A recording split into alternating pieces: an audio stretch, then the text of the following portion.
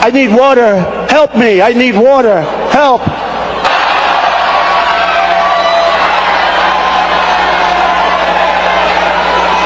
That's what it. Umar साहब, सबसे पहले जरा हम बात कर लेते हैं कि जिस तरह का स्टेटमेंट अमेरिका की तरफ से आया, डोनाल्ड ट्रंप की तरफ से आया, माजी में हमने अमेरिका का किरदार भारत की तरफ बड़ा मुख्तलिफ देखा है। पहलगाम वाक़े के बाद पाक भारत कशीदगी, लाहौर से कोलालमपुर जाने वाले प्रवास PK 898 का रूट तब्दील। प्रवास को भारतीय फजाई हदूद की बजाय चीनी फजाई हदूद से रवाना किया गया। कौमी एयरलाइन को इजाफी ईंधन इस्तेमाल होने पर कई गुना ज्यादा रकम अदा करना पड़ी। बड़ी खबर मिल रही है, भारत ने पाकिस्तान के लिए एयर स्पेस बंद कर दिया है। विमानों और एयरलाइंस के लिए एयर स्पेस बंद किया है। सैन्य उड़ानों के लिए भी एयर स्पेस बंद रहेगा। अभी तो लड़ाई शुरू ही नहीं हुई और इतने कमजोर स्टेटमेंट देना शुरू कर दिए हैं कुछ लोगों ने। पाकिस्तान ने गिलगित बल्तिस्तान में अपनी फ्लाइट्स कैंसिल की हैं। मोदी का खौफ इतना ज्यादा, इतना पैनिक क्रिएट हो चुका है कि गिलगित बल्तिस्तान की जो फ्लाइट्स कैंसिल की गई हैं, खतरा महसूस किया जा रहा है, जो कि तज्जिए किए जा रहे हैं कि गिलगित बल्तिस्तान में भारत कुछ करने जा रहा है। और भारत को हमेशा तवक्को भी यही रहती है कि अमेरिका का साथ ही मिल जाएगा, लेकिन इस बार बड़ी डिफरेंट सिचुएशन है। I fully support India's decision to close its borders with Pakistan and withdraw from the Sindh-Das water deal. Strong nations take strong actions, and India is doing exactly that. The United States stands with India in this fight against terrorism. Prime Minister Modi, you have my complete support. America is with you. Stay strong, India. हम लाते हैं talk shows और unlimited entertainment सिर्फ YouTube पर। अगर आपने अभी तक हमारा चैनल सब्सक्राइब नहीं किया तो अभी सब्सक्राइब करें और बेल आइकॉन को क्लिक करके हमारी लेटेस्ट वीडियोस के बारे में अपडेट जानें। भारत के लिए ये डेफिनेटली परेशानी का बाइस हो सकती है, बल्कि होगी भी। जी बिल्कुल सही कह रही हैं। देखिए, ये मैं तो समझता हूँ ज़ाती तौर पे कि ये इंडिया ने ये सारा कुछ करवाया ही अमेरिका की अटेंशन हासिल करने के लिए है। अगर आपको याद हो कि अमेरिकी सदर ने जब कांग्रेस में खिताब किया तो उस पर उन्होंने कहा था थैंक यू पाकिस्तान, तो जिसमें इंडियन एडमिनिस्ट्रेशन ये परेशान थी कि ये जो डोनाल्ड ट्रंप एडमिनिस्ट्रेशन का जो झुकाव है पाकिस्तान की तरफ कैसे है। तो ये एक जो फॉल्स फ्लैग ऑपरेशन करवा के वो ये चाहते थे कि हम अमेरिका का ध्यान पाकिस्तान की तरफ करें कि जनाब हम मुतासर हैं दहशतगर्दी से और पाकिस्तान इन्वॉल्व है। लेकिन आप देखें कि कोई भी इंटरनेशनल कम्युनिटी जो है वो इस चीज़ को बड़े केयरफुली मॉनिटर कर रही है कि ये कैसे मुमकिन है कि एक वाकया होने के ठीक 28 घंटे बाद आप इतने बड़े फैसले ले लें। आपके पास एविडेंस मौजूद नहीं है, आपके पास इंफॉर्मेशन नहीं है, आप आते हैं एकदम और कहते हैं कि हमने ये फैसला कर लिया है। So that tells us the story बड़ी क्लियर है। स्टोरी ये है कि ये बुरी तरह एक्सपोज हुए हैं। और दूसरी बात एक और भी है किरण साहिबा, आपको याद है कि नरेंद्र मोदी का ये तीसरा इलेक्शन है।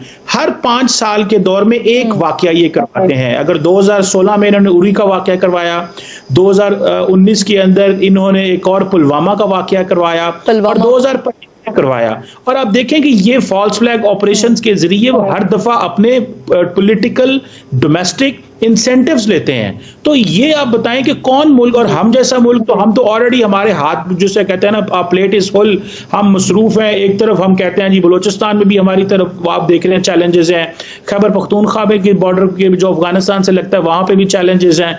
तो ये बेसिकली ये सब कुछ किया जा रहा है अमेरिका की अटेंशन हासिल करने के लिए। अमेरिका और वर्ल्ड वो दुनिया को एक पैगाम देना चाहता है भारत के जी हम बड़े मजबूर हैं, और एक तरफ चाइना है, एक तरफ पाकिस्तान है। मेरा ख्याल है कि दुनिया नॉन सीरियस ले रही है। इस दफा वो रिएक्शन नहीं मिला जो ये हासिल करना चाहते थे। पाकिस्तान ने गिलगित बल्तिस्तान में अपनी फ्लाइट्स कैंसिल की हैं और गिलगित बल्तिस्तान में हाई अलर्ट है। कह रहे हैं मोदी का खौफ है। मोदी का खौफ इतना ज्यादा, इतना पैनिक क्रिएट हो चुका है कि गिलगित बल्तिस्तान की जो फ्लाइट्स कैंसिल की गई हैं, तो क्या ये खतरा महसूस किया जा रहा है, जो कि तज्जिए किए जा रहे हैं कि क्या गिलगित बल्तिस्तान में भारत कुछ करने जा रहा है। क्या मोदी सरकार गिलगित बल्तिस्तान में हमला तो नहीं करने जा रही। मैं देख रही थी इंडियन मीडिया, तो वो जिस तरह कहते हैं कि POK पर कोई कुछ हो सकता है, कुछ होने वाला है, और जो है वो लेकर रहेंगे, इस तरह की चीजें चल रही हैं। लेकिन अब ये जो गिलगित बल्तिस्तान की फ्लाइट्स कैंसिल की गई हैं पाकिस्तान से, और वहां पर जो है वो अब कोई फ्लाइट्स आने जाने की पाबंदी हो चुकी है, कोई जहाज नहीं उड़ सकता, और साथ ही उसकी एयर स्पेस भी बंद की गई है।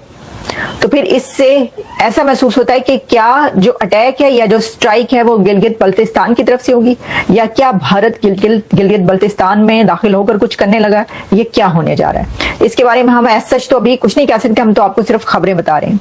देखिए, अब ये जो आर्टिस्टों को बंद किया गया, इसमें जो बड़े बड़े नाम हैं, जैसे कि मैं देख रही थी, अगर मैं कुछ और इसके बारे में आपको बताऊं कि कौन कौन से आर्टिस्ट इसके अंदर हैं जिनको के ये क्लोज किया गया है, उसके अंदर बता रहे हैं जी इंस्टाग्राम, जिनके ऐसे इंस्टाग्राम्स भी हैं जिनके मिलियंस में है सब्सक्राइबर्स। हानिया आमिर जो कि बड़ी ही एक पॉपुलर आर्टिस्ट कही जाती हैं, वो माहिरा खान जो कि सबसे सीजन्ड आर्टिस्ट और एक्टर हैं पाकिस्तान की, उनका अकाउंट, फिर अली जफर और आतिफ असलम के बारे में कहा जा रहा था कि उनका अकाउंट अभी विजिबल है इंडिया के अंदर। तो अब ये आप कह रहे हैं नाम ले लिया उनका, तो उनका भी बनना हो जाए। अच्छा कमर साहब, अमेरिका की तरफ से तो बड़ा वाज़ेह तौर पर आ गया ना कि हर कुछ साल के बाद ये सिचुएशन होती है, तो ये खुद ही दोनों ममालिक जो हैं इसको सॉर्ट आउट कर लेंगे। लेकिन सर, ये जो टेंस सिचुएशन है इस वक्त, इसको नॉर्मलाइज करने में क्या चीन, सऊदी अरब, ईरान अपना किरदार अदा कर सकते हैं या कर रहे हैं? देखिए, जारी बात है, बहुत सारे ममालिक से बातें हो रही हैं इस वक्त। आपको पता है कि जो चाइनीज लीडरशिप भी पाकिस्तान से मिली है। आज आपको पता है कि ब्रिटिश हाई कमिश्नर की भी डॉट साहब से मुलाकात हुई है। फिर सऊदी फॉरेन मिनिस्टर का फोन आया, ईरानी प्रेसिडेंट की इंडिया और पाकिस्तान में भी बात हुई है।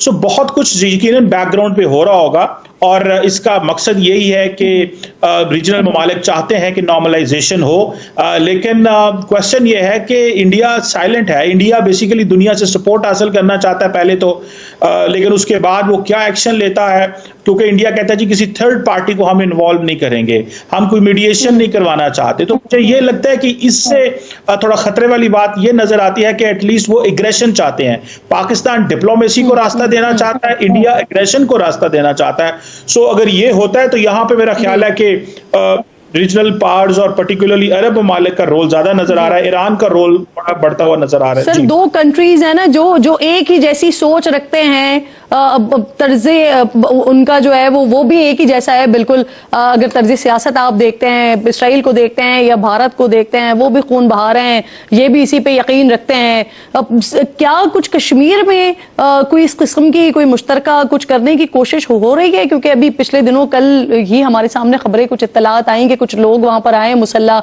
और जिनका ताल्लुक भी इसराइल से है। तो क्या भारत और इसराइल मिलकर कुछ कर सकते हैं? क्या इस पोजीशन में है भारत? देखिए, अगर आप थोड़ा सा पैटर्न देखें तो आपको ये पता चलेगा कि इंडियंस बड़े मुतासर हैं इजराइल से, और वो समझते हैं कि जिस तरह गजा के अंदर बम्बार्टमेंट की गई, इनडिस्क्रिमिनेट बैन अल-अक़वामी कवानीन की खिलाफ वर्जियां की, और दुनिया कुछ भी नहीं इजराइल के हवाले से कर सकी, तो वो ये समझते हैं कि शायद हमें भी कुछ ऐसा ही करना चाहिए, कुछ ऐसी प्लानिंग करनी चाहिए।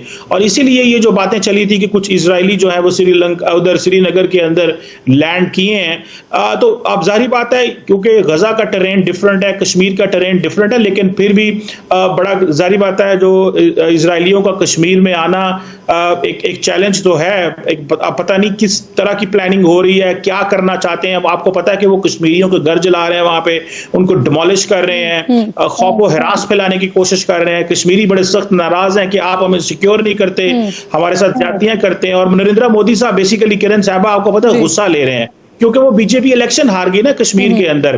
पहले इन्होंने 370-35 रिवोक किया, 5 साल इलेक्शन नहीं करवाए, सुप्रीम कोर्ट ने फोर्स किया, इलेक्शन करवाए तो इलेक्शन हार गए। अब वहां पे टूरिज्म हो रही है, तो ये टूरिज्म को भी रोकना चाहते हैं। ये चाहते हैं कि कश्मीरियों की जिंदगी मुश्किल में पड़े, क्योंकि मुसलमान है तो एक चैलेंज उनके लिए कॉन्टिन्यूसली रहे। तो आपको जो टूरिज्म आती थी उन बेचारों की जिंदगी। और सर, अब तो वहां के अपने लोग सवाल उठा रहे हैं ना कि आपने 370 को रिवोक किया, आपने उस वक्त भी कहा कि यहाँ पे अमन आ जाएगा, नहीं अमन आया। फिर उसके बाद इलेक्शंस भी आपने करा लिए, नहीं अमन आया। और क्यों अमन नहीं आया, तो ये हुकूमत इसका जवाब दे, बजाय इसके कि कश्मीरियों से पूछें कि अगर टेररिस्ट आ रहे हैं तो आ कैसे रहे। तो आपको ये वीडियो कैसा लगा कमेंट बॉक्स में जरूर लिखिए। इस वीडियो को लाइक कीजिए, शेयर कीजिए, सब्सक्राइब करना ना भूलिए आपके चैनल EFC.Z को। तो मिलते हैं अगली वीडियो में। जय हिंद।